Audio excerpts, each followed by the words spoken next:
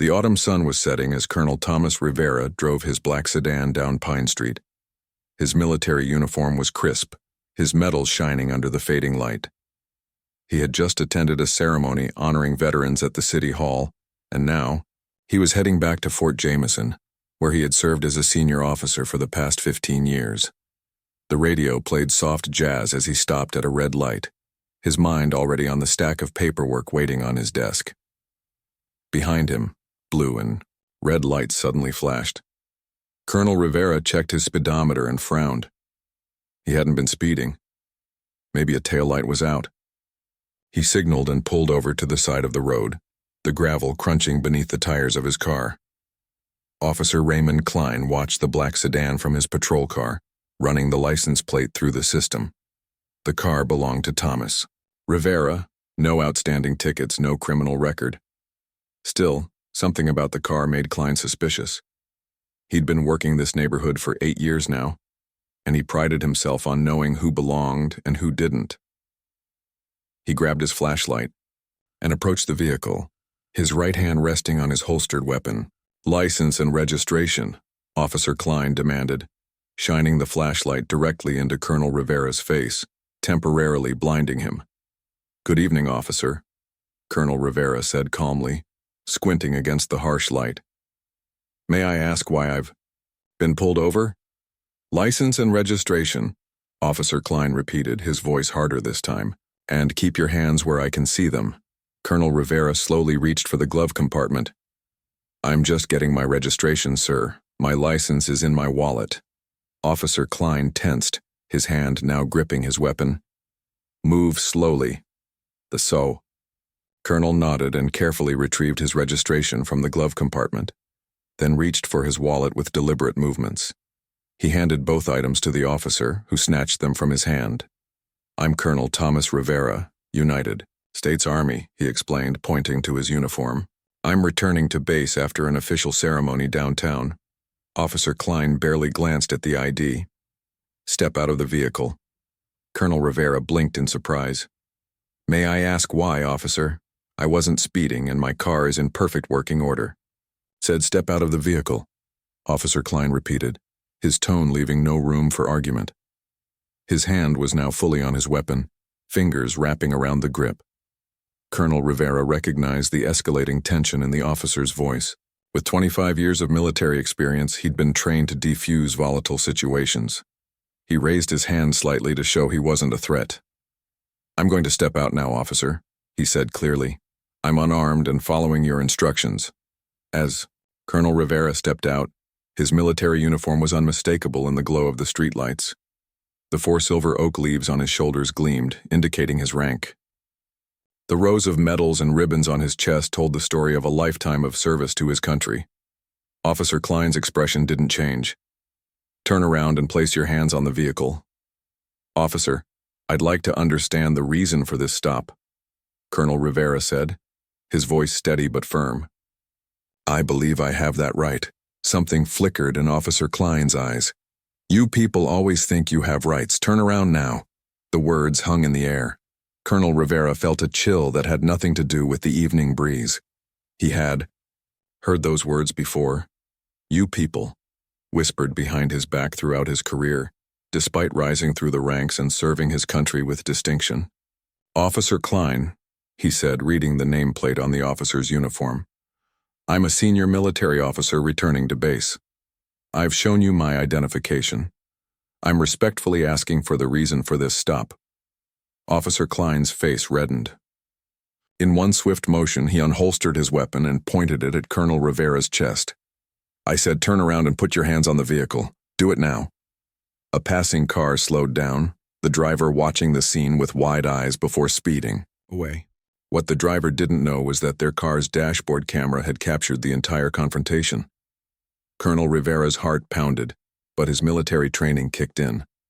He slowly turned around and placed his hands on the roof of his car, spreading his legs as trained in military protocol. The cool metal of the car roof beneath his palms contrasted with the heat of anger and humiliation rising within him. "This is unnecessary," he said, his voice still controlled despite the weapon pointed at his back. "I've complied with all your instructions." "Shut up," Officer Klein barked, his weapon still raised. "You should know your place by now." Colonel Rivera closed his eyes briefly, steadying his breathing. He'd faced enemy fire in combat zones, but somehow this was different. More personal, more painful. "My place," he said quietly, "is as a colonel in the United States Army, serving this country for the past 25 years. Officer Klein moved closer, his breath hot on the back of Colonel Rivera's neck. "Your fancy uniform doesn't impress me. You all look the same to me. I know your type." Unknown to both men, Officer Klein's body camera was recording every word, every action. It captured the unnecessary escalation, the racial undertones, and the pointed weapon, all directed at a senior military officer in uniform who had done nothing wrong. A patrol car pulled up behind Officer Klein's vehicle, its headlights illuminating the scene. Officer Patterson, a younger officer with just 3 years on the force, stepped out and assessed the situation with concern. "Everything okay here, Klein?" Officer Patterson asked, approaching cautiously. Officer Klein didn't lower his weapon. "Just dealing with a suspicious individual." Officer Patterson looked at Colonel Rivera, at his uniform, his calm demeanor despite having a gun pointed at him, the military plates on his car. "Sir," Officer Patterson addressed Colonel Rivera, "are you military personnel?" "Colonel Thomas Rivera, Fort Jameson," Rivera replied evenly. "I was returning from an official ceremony downtown when I was pulled over." Officer Patterson turned to Klein, his voice low but firm. "Klein, I think we should stand down. He's clearly military." "I don't care if he's the Secretary of Defense," Klein hissed, but his hand wavered slightly. "He was acting suspicious. How exactly?" Officer Patterson pressed. Klein didn't answer immediately. The silence stretched uncomfortably as Officer Patterson stared at his colleague. Finally, Officer Klein lowered his weapon, though his face remained flushed with anger. "Fine, have it your way." Colonel Rivera remained still, hands on the car, waiting for clear instructions. "Sir, you can turn around now," Officer Patterson said. "I apologize for this misunderstanding." Slowly, Colonel Rivera turned to face the officers. His expression was composed, but his eyes reflected the indignity of what had just occurred. "Officer Klein," he said, his voice carrying the authority of his rank, "I will be filing a formal complaint about this incident. Your behavior was unprofessional and potentially dangerous." Klein stepped forward aggressively, but Patterson placed a restraining hand on his arm. "That's enough, Klein. Get back to your car." "You're letting him go?" Klein demanded incredulously. "There was never any reason to stop him in the first place," Patterson replied firmly. "Now get back to your car before you make this worse." Klein glared at Colonel Rivera one last time before storming back to his patrol car, slamming the door shut behind him. Officer Patterson turned to Colonel Rivera. "Sir, I sincerely apologize for my colleague's behavior. There's no excuse for what just happened." Colonel Rivera straightened his uniform, his dignity intact despite the ordeal. "Thank you for your intervention, Officer Patterson. It's officers like you who maintain the public's trust in law enforcement." Patterson nodded, clearly uncomfortable with the situation. "Sir, if you wish to file a complaint, you have every right to do so. What happened here wasn't right." "I intend to," Colonel Rivera said, reaching for his car door. "Not out of vengeance, but because accountability matters in both our professions."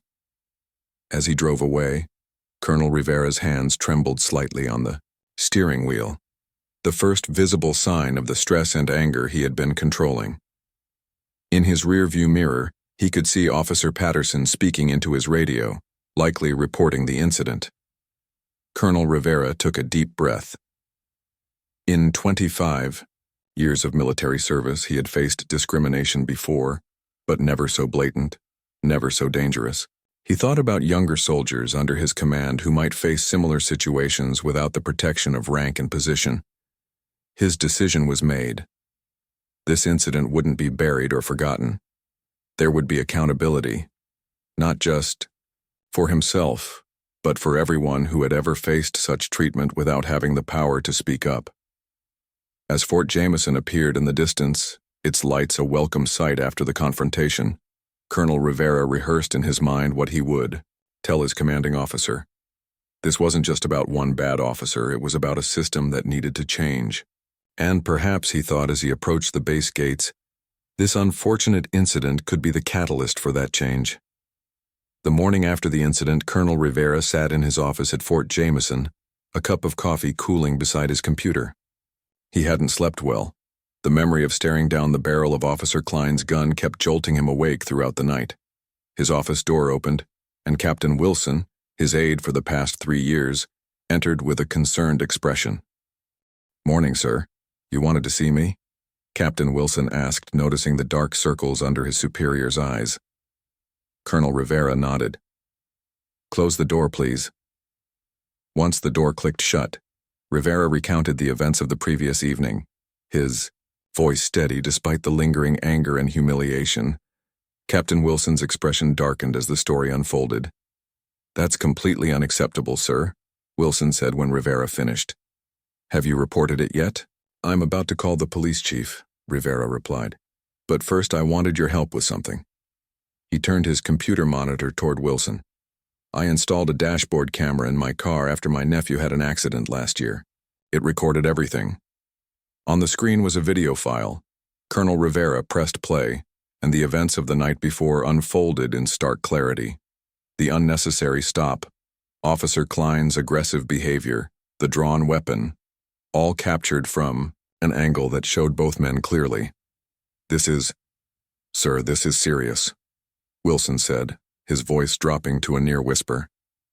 "He could have shot you." "I know." Colonel Rivera rubbed his eyes. "I need to handle this carefully. This isn't just about me." Across town at the Oak Ridge Police Department, Officer Patterson sat uncomfortably in Chief Bryant's office. The police chief, a 30-year veteran with salt and pepper hair and a reputation for running a tight ship, reviewed Patterson's report with a deepening frown. "And you're sure about this?" Chief Bryant asked, looking up from the papers. "Officer Klein drew his weapon on an active-duty military officer without provocation?" "Yes, sir," Patterson confirmed. Colonel Rivera was in full uniform. There was no reason for the stop, let alone escalation. Chief Bryant sighed heavily. "I was afraid of this.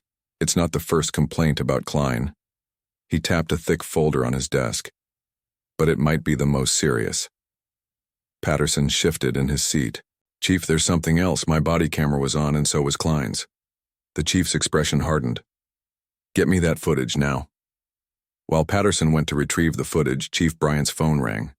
The caller ID showed Fort Jameson, military base. "Chief Bryant speaking," he answered, his tone professional despite his growing concern. "Chief, this is Colonel Thomas Rivera, United States Army." The voice on the other end was calm but carried unmistakable authority. "I'm calling regarding an incident with one of your officers last night." "Colonel Rivera," Chief Bryant said, sitting up straighter, though the caller couldn't see him. "I was just reviewing a report about that incident. First, let me apologize." "I appreciate that, Chief," Rivera interrupted gently. "But what I want is action. Officer Klein didn't just harass me. He drew his weapon without cause. I have video evidence from my dashboard camera, and I understand your officer's body cameras were also recording." Chief Bryant's stomach tightened. Video evidence from multiple angles meant there would be no ambiguity about what happened. "I understand, Colonel. I'd like to meet with you as soon as possible to discuss this. We take these matters extremely seriously." "I'll be at your office at 2 this afternoon," Rivera stated, not asking but informing. "And Chief, I'm not looking to create problems for your department, but what happened last night cannot go unaddressed." After the call ended, Chief Bryant sat back in his chair, processing the implications. If the footage confirmed what he was hearing, this could become a major incident, possibly national news. The military didn't take threats to their personnel lightly, especially high-ranking officers. Patterson returned with the body camera footage, and they watched it together in silence. The video was even worse than described, capturing Klein's racially charged comments and threatening behavior in high definition. "Get Officer Klein in here," Chief Bryant ordered when the video ended, "and contact Internal Affairs. We need to move on this immediately." By noon, News of the incident had spread throughout both the police department and Fort Jameson. In the base's mess hall, a group of officers gathered around Colonel Rivera's table, offering support. "You should have called me right away, sir," said Major Chen, one of Rivera's most trusted officers. "You shouldn't have to deal with this alone." "I appreciate that," Rivera replied, "but I wanted to follow proper channels. This needs to be handled by the book." Major Chen nodded but didn't seem convinced.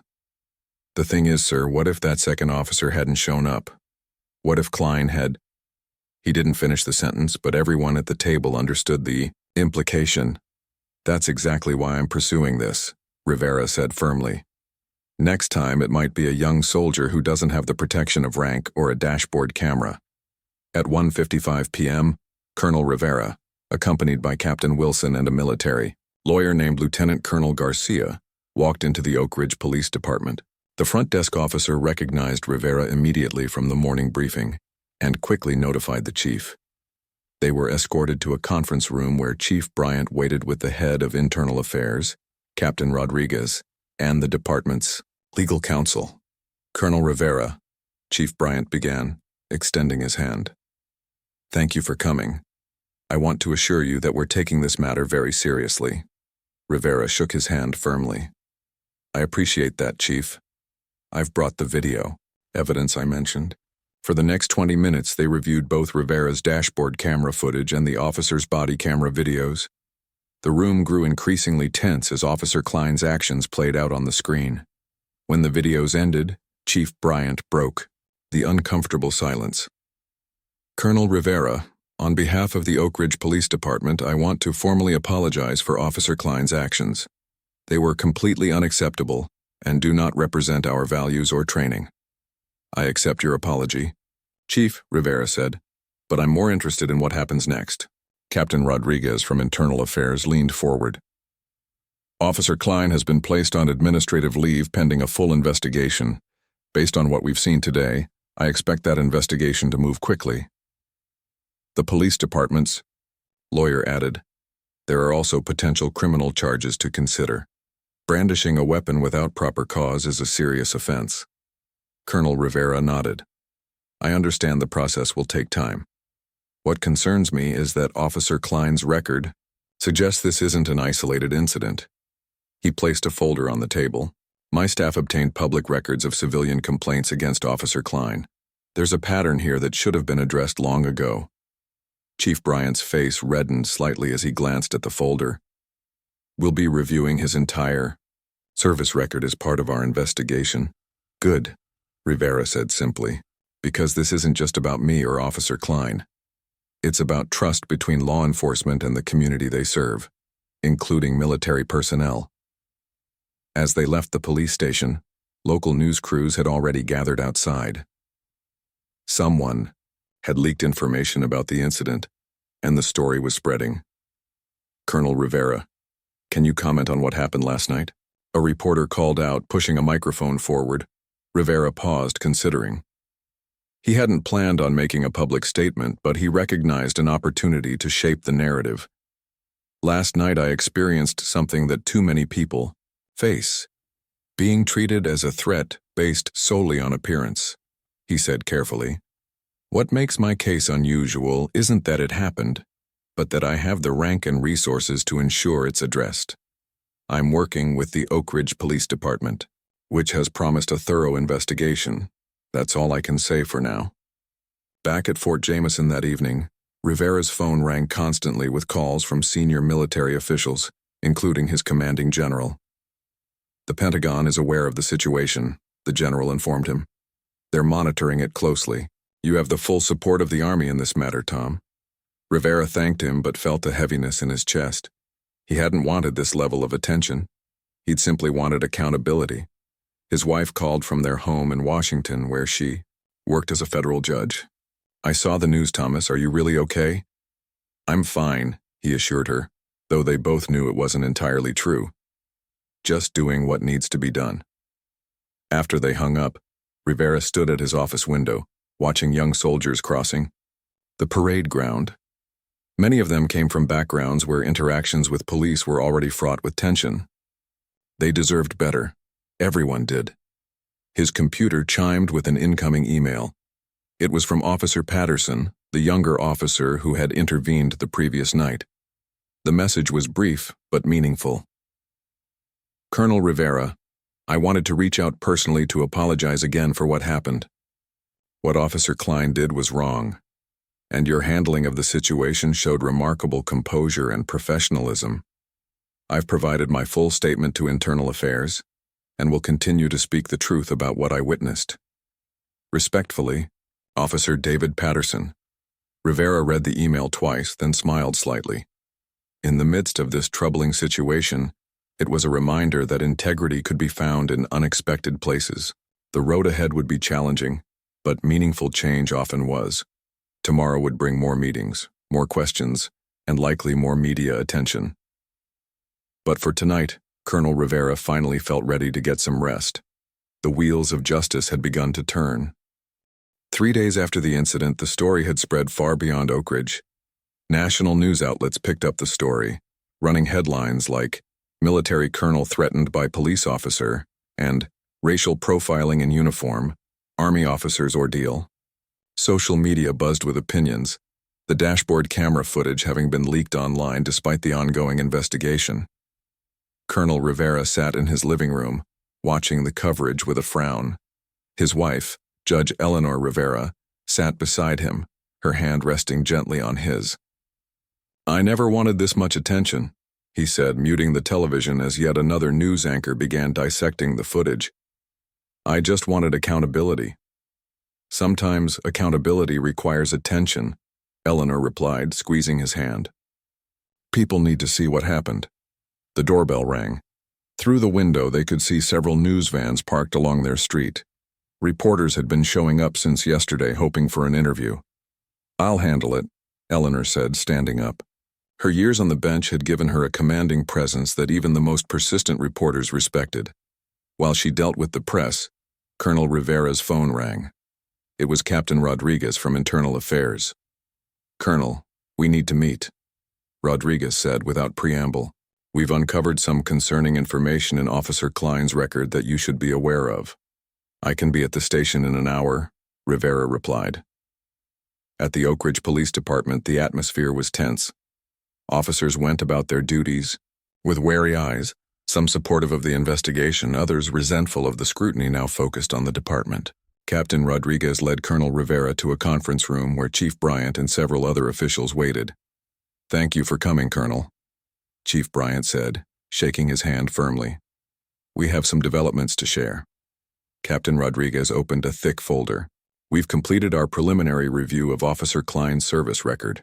What we found is troubling." She placed several documents on the table.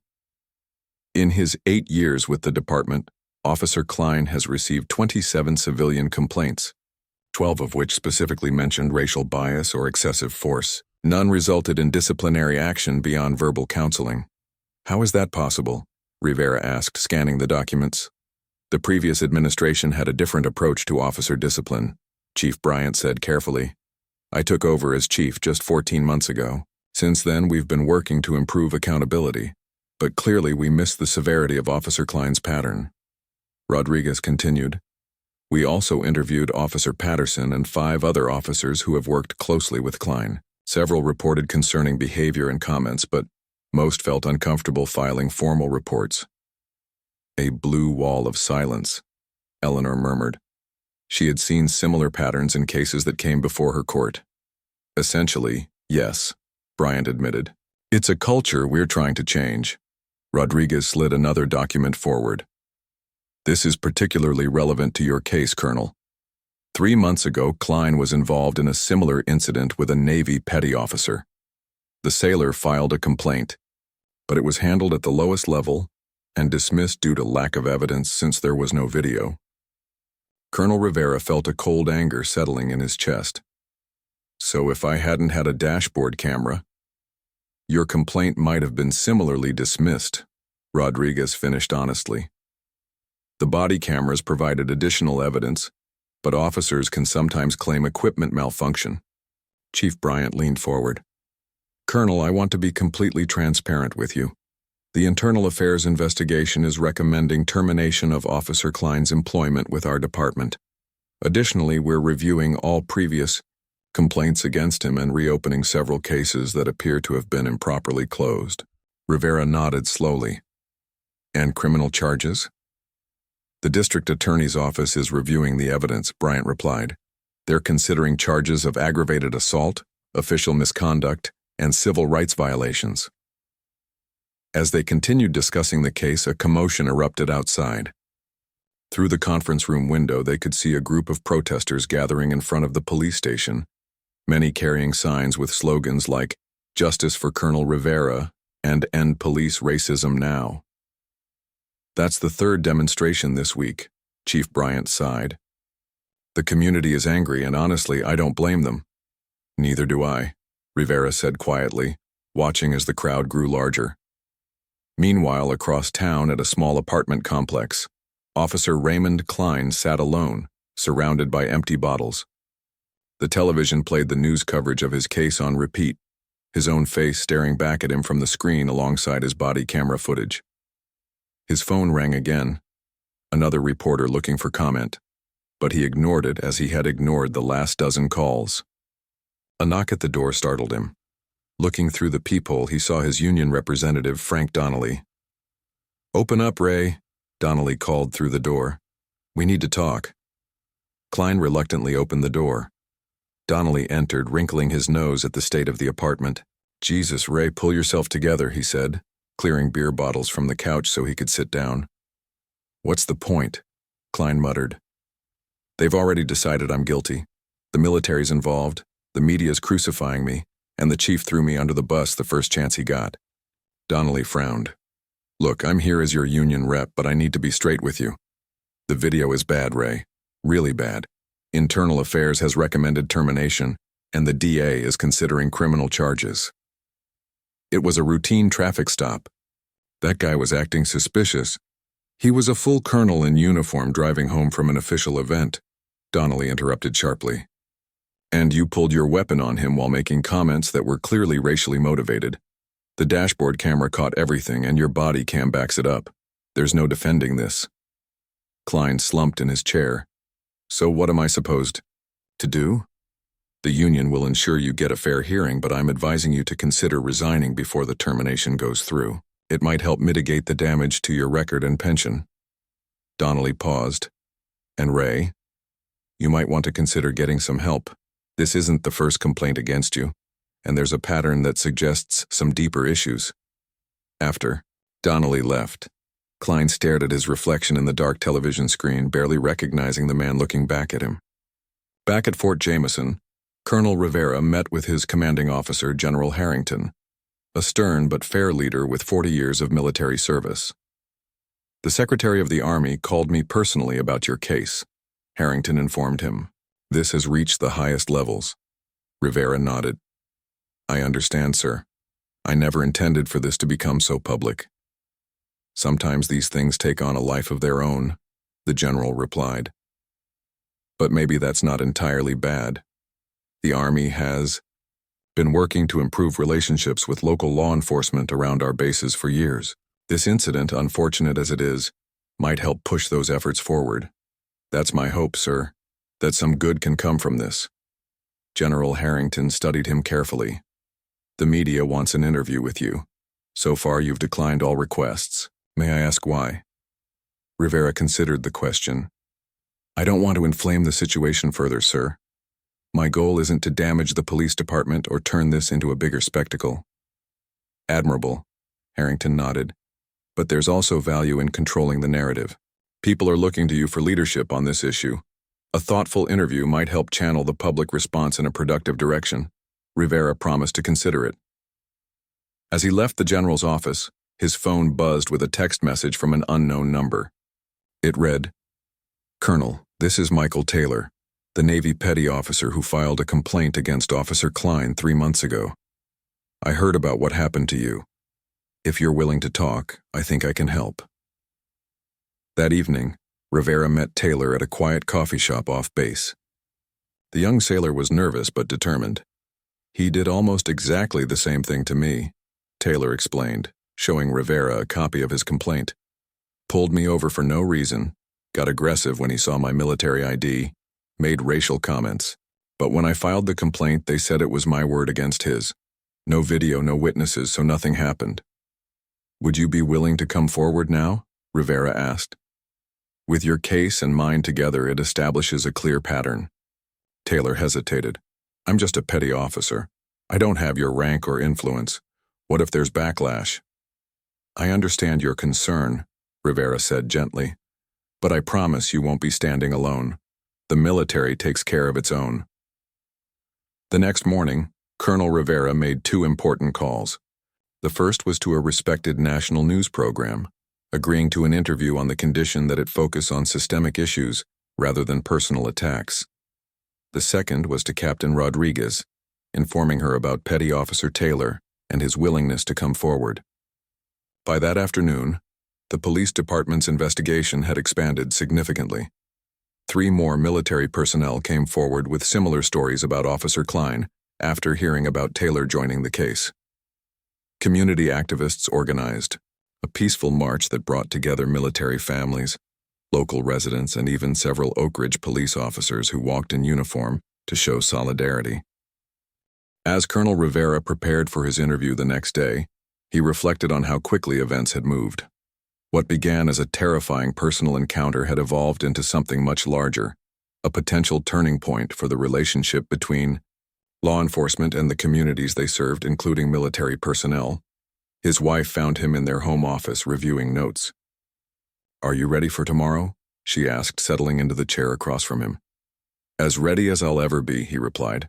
I just hope I can keep the focus where it belongs, on making positive changes, not just punishing one officer. Eleanor smiled. If anyone can strike that balance, it's you. She handed him a folder. The district attorney called. They're filing charges against Officer Klein tomorrow morning. They wanted you to know first. Rivera accepted the folder, feeling not triumph but a somber satisfaction that justice was being served. The path ahead would be challenging, but for the first time since that night when he'd found himself staring down the barrel of Officer Klein's gun, he felt genuinely hopeful that meaningful change might come from his ordeal. A week later, Colonel Rivera sat in a studio chair as makeup artists made final touches before his national television interview. The bright lights and bustling crew made him uncomfortable. He was used to military briefings, not media appearances. We're on in 5 minutes, Colonel, the producer said, handing him a bottle of water. Just be yourself and speak from the heart. That's what people want to hear. Rivera nodded, adjusting his uniform. He had chosen to wear it deliberately, a reminder of what this case was really about: respect for service and equal treatment under the law. The interviewer, a well-known journalist named Diane Walker, took her seat across from him. Thank you for doing this, Colonel. I know you've turned down many requests. It felt like the right time, he replied simply. When the cameras began rolling, Walker started with the basics, asking Rivera to recount what happened that night. He told the story calmly, without embellishment, letting the facts speak for themselves. What was going through your mind when Officer Klein drew his weapon? Walker asked. Rivera paused, considering his answer carefully. Training kicked in first. Keep calm, follow instructions, don't make sudden movements. But beneath that was something more personal. I kept thinking, I've served this country for 25 years, and this is how I'm treated?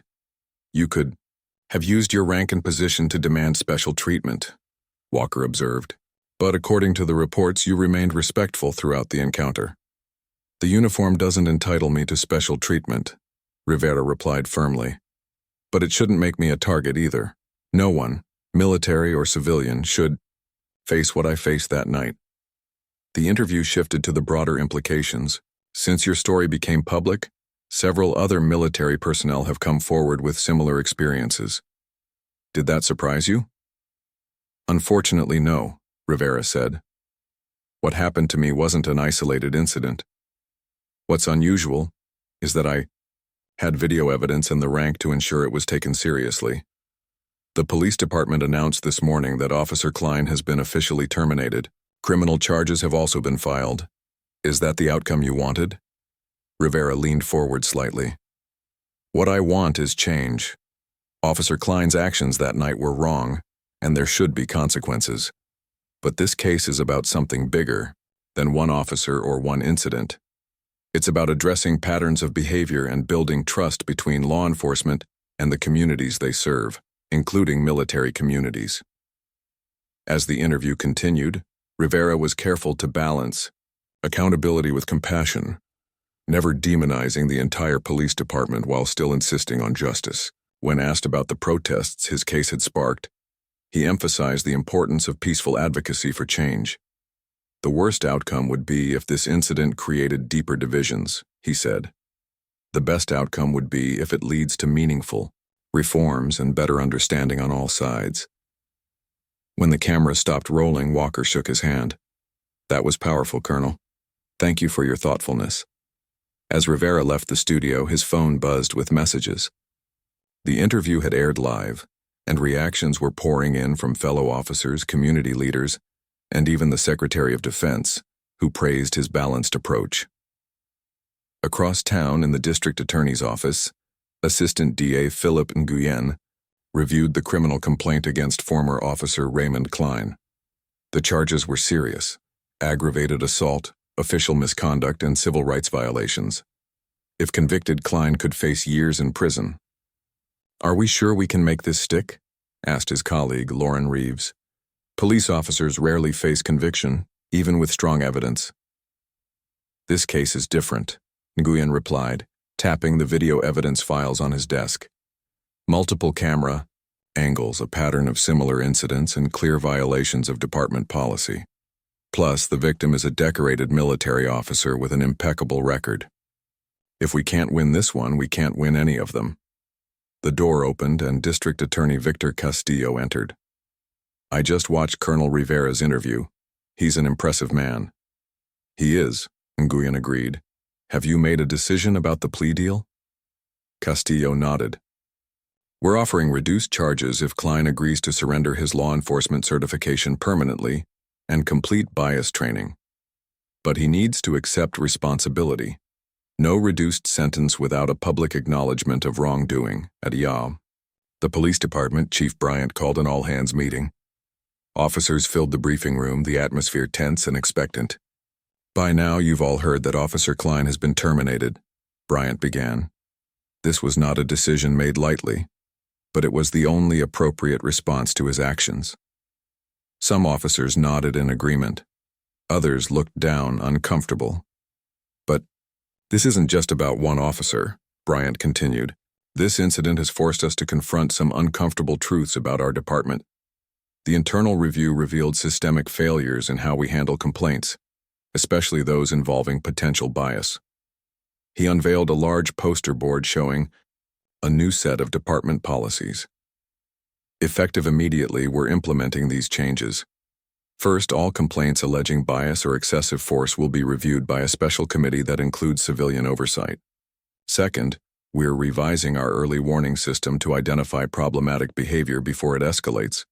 Third, we're partnering with military bases in our jurisdiction to improve mutual understanding and communication. Officer Patterson, who had intervened on the night of the incident, raised his hand. Sir, how do we regain the community's trust? People are angry and I can't blame them. That's the hardest part, Bryant acknowledged. It starts with accountability and transparency, but it will take time and consistent effort, which brings me to my next announcement. We're establishing a community advisory board, and I've invited Colonel Rivera to be a member. He's agreed. Murmurs spread through the room. A veteran officer spoke up. With all due respect, Chief, isn't that a conflict of interest? He's pressing charges against one of our own. Former Officer Klein is no longer one of our own, Bryant replied firmly, and Colonel Rivera has shown remarkable balance in his public statements.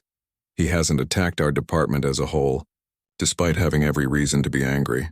That's exactly the kind of perspective we need. Meanwhile, Raymond Klein sat in his attorney's office reviewing the plea offer from the district attorney. This is the best deal you're going to get, Ray, his lawyer advised.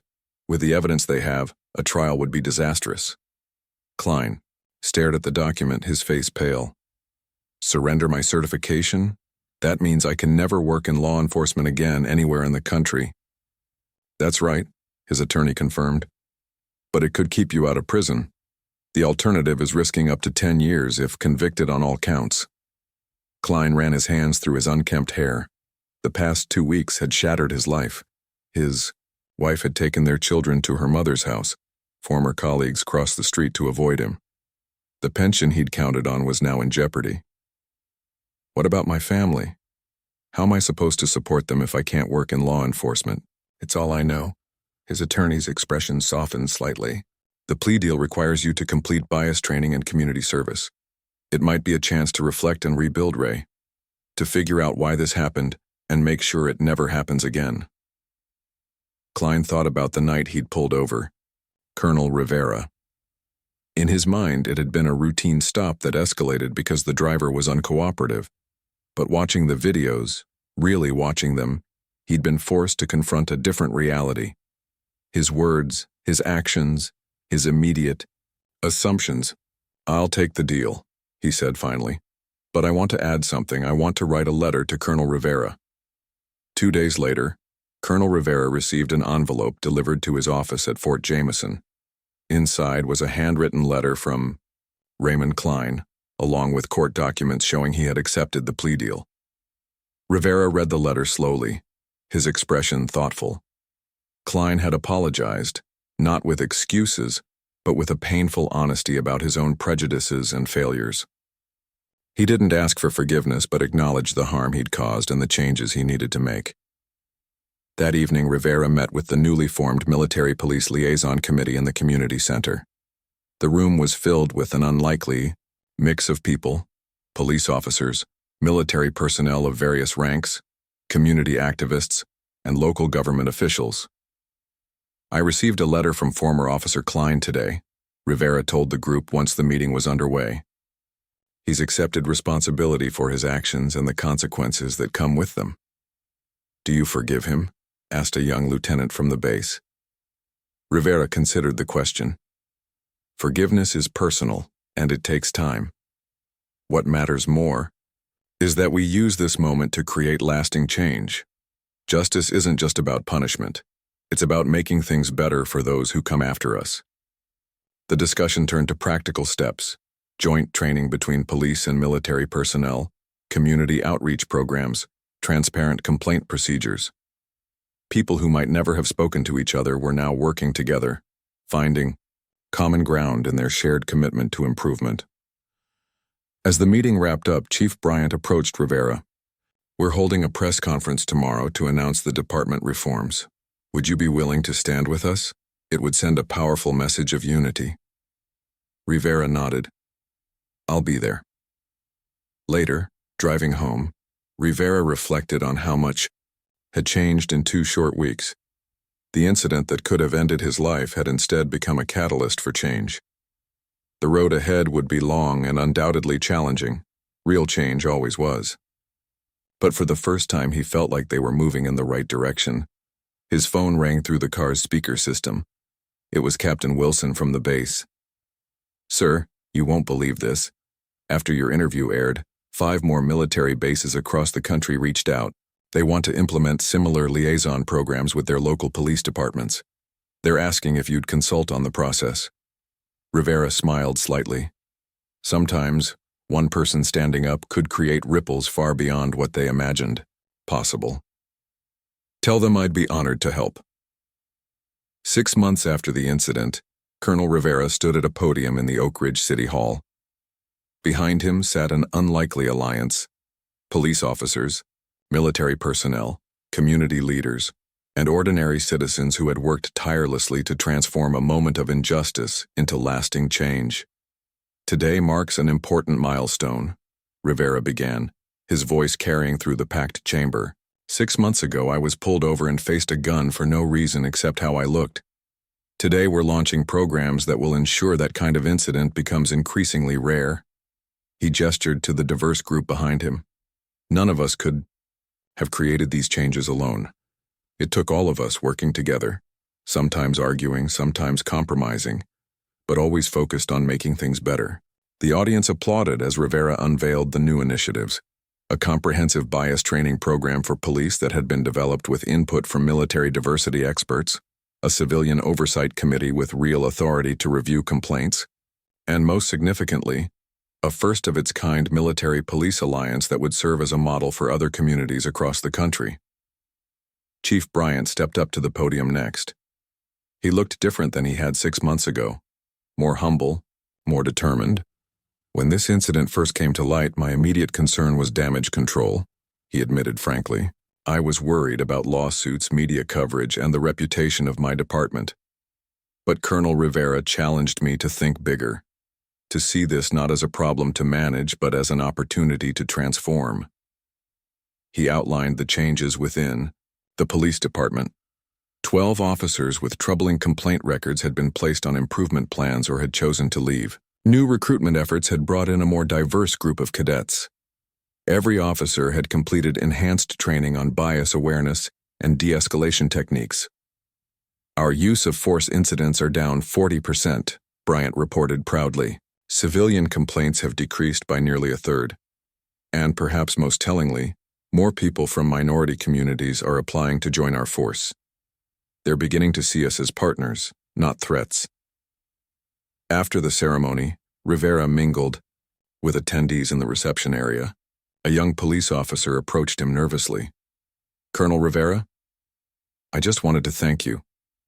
I'm a new recruit, just finished the academy last month. The training program you helped develop, it made me think about things I never considered before, about how my own background shapes how I see people. It's making me a better officer." Rivera shook the young man's hand. "That's exactly what we hoped for." Across the room, he spotted a familiar face. Officer Patterson, who had intervened that night 6 months ago. Now promoted to sergeant, Patterson was leading the department's community outreach efforts. "The rookies look up to you, you know," Rivera told him as they chatted. "You showed moral courage when it mattered most." Patterson shook his head slightly. "I just did what any decent officer should have done. But I appreciate that my example might help others make the right choice in difficult moments." Later that evening, Rivera attended a smaller gathering at Fort Jameson.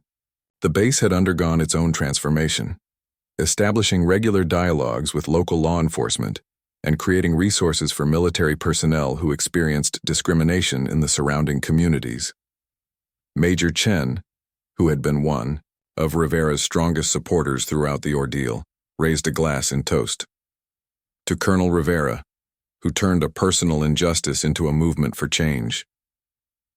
Rivera looked around at the faces of his fellow officers, some who had served alongside him for years, others who were just beginning their military careers. "This was never about me," he said. "It was about making sure that uniform commands respect, whether it's military or police. Both represent service, both deserve honor, and both must be held to the highest standards." Meanwhile, in a community center across town, Raymond Klein sat in a circle with 11 other participants in a restorative justice program. No longer an officer dressed in civilian clothes, he looked smaller somehow, less certain of himself. "My name is Ray," he said, when it was his turn to speak. 6 months ago, I pointed my weapon at a man who had done nothing wrong, because I made assumptions based on how he looked. His voice cracked slightly. I lost my career, nearly lost my family, and had to face some ugly truths about myself. The facilitator nodded encouragingly. "And where are you now in your journey, Ray?" Klein looked around the circle, which included several people who had experienced racial profiling. "I'm learning. It's uncomfortable and sometimes painful, but I'm learning. The bias training was just the beginning. The real work happens in conversations like these, listening to experiences so different from my own." One of the participants, a retired teacher, spoke up. "What will you do with these lessons once our program ends next month?" "I've been offered a position with a youth mentoring program," Klein replied. "Working with kids from diverse backgrounds. It's a chance to make amends in a meaningful way." He paused. "I'll never wear a badge again, and that's appropriate. But I can still serve my community, hopefully better than I did before." As the meeting concluded, Klein walked to his car, where his wife waited. Their relationship was still fragile, still healing, but she had seen genuine change in him and had chosen to give him another chance. Their children were slowly learning to trust their father again. "How was it?" she asked as he got in. "Challenging," he admitted. "But good. Important." He looked at her. "I'm trying to be someone our kids can be proud of again." She reached over and squeezed his hand briefly before starting the car. It wasn't forgiveness, not yet, but it was a beginning. The following week, Colonel Rivera received orders for a new assignment. The Pentagon had created a special task force to implement the Military Police Alliance program nationwide, and they wanted him to lead it. It would mean moving to Washington, a promotion and a chance to expand the work he had begun in Oak Ridge. As he packed up his office at Fort Jameson, Captain Wilson helped him sort through files and mementos from his years at the base. "I heard about your new assignment, sir," Wilson said. "Congratulations, they couldn't have chosen better." Rivera smiled. "I never would have predicted this path 6 months ago." "Life has a way of revealing our purpose through our challenges," Wilson observed. A knock at the door interrupted them. It was General Harrington. "I wanted to congratulate you in person, Tom," the general said, using Rivera's first name in the privacy of the office. "The Secretary of the Army is extremely pleased with what you've accomplished here." "Thank you, sir. But it wasn't just me." "No, it took many hands," Harrington agreed. "But it needed a catalyst, and that was you. Your restraint that night, your dignity throughout the process, your vision for what could come from it, those were the elements that transformed an ugly incident into meaningful change." The general handed him an envelope. "Before you go to Washington, the Army would like you to do a speaking tour, visit bases around the country, share what you've learned, help other communities build similar programs." Rivera accepted the envelope. "I'd be honored, sir." 1 year to the day after the incident, Colonel Rivera stood on the spot where he had been pulled over. The street looked the same streetlights, same houses, same curve in the road. But everything else had changed. He was in Oak Ridge for the 1-year anniversary of the Military Police Alliance. The program had been implemented in 27 communities near military bases across the country. Early results showed promising improvements in relations between military personnel and local law enforcement. Other communities without military bases had adapted the model to bridge different divides. As he stood there, a police car pulled up beside him. For a brief moment, Rivera felt an echo of that night's tension. Then the window rolled down, and Chief Bryant smiled out at him. "Thought I might find you here," Bryant said. "Some of us are gathering at the community center to celebrate what we've accomplished this year. Would you join us?" Rivera nodded and got into the passenger seat. As they drove, they passed a park where officers in uniform were playing basketball with local teenagers, including several from military families. The sight would have been unimaginable a year ago. "Your Military Police Alliance has changed this town," Bryant said, nodding toward the park. "It's not my alliance," Rivera corrected gently. "It belongs to everyone who helped build it. Still, none of it would have happened without you standing up that night." Rivera looked out at the community passing by.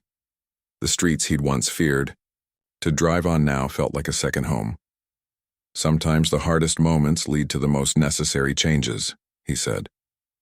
"We just have to be brave enough to face them and wise enough to learn from them." As they pulled into the community center parking lot, Rivera saw the unlikely coalition waiting for them.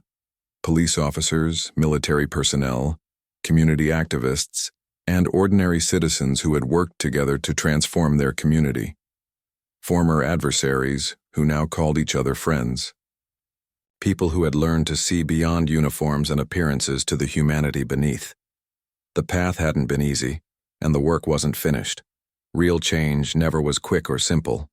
But looking at the faces gathered together, Colonel Rivera felt something he hadn't expected to find in the aftermath of that terrible night. Hope.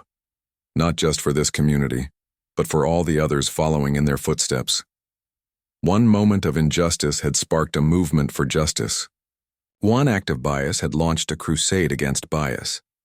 One man standing up for what was right had inspired countless others to do the same. And that, Rivera thought as he walked toward the waiting crowd, was how the world changed. Not all at, Once, but person by person, community by community, one brave step at a time.